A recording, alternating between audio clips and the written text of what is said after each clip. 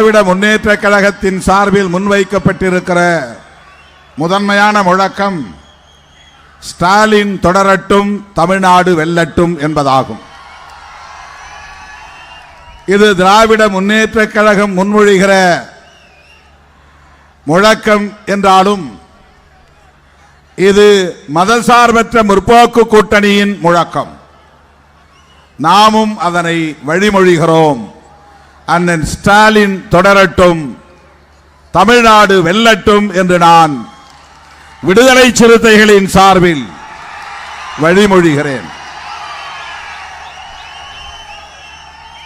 அண்ணன் அவர்களின் தலைமையிலான அரசு மீண்டும் அமையப்போவது உறுதி. அதற்கு 3 முக்கியமான காரணங்கள் உண்டு. ஒன்று, நமது கூட்டணி பலம். திமுக தலைமையிலான இந்த மதசார்பற்ற முற்போக்கு கூட்டணி வலுவான கூட்டணி.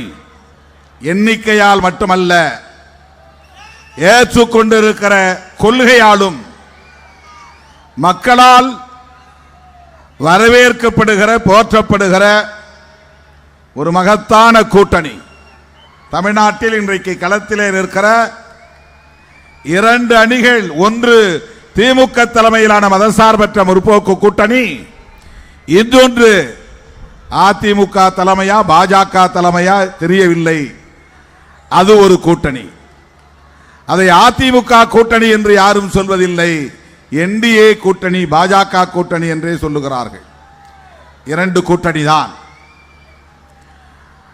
இதிலே வலுவான கூட்டணி நம்முடைய கூட்டணி. கொள்கை பிடிப்புள்ள கூட்டணி நம்முடைய கூட்டணி. மதச்சார்பின்மையை உயர்த்தி பிடிக்கும் கூட்டணி நம்முடைய கூட்டணி.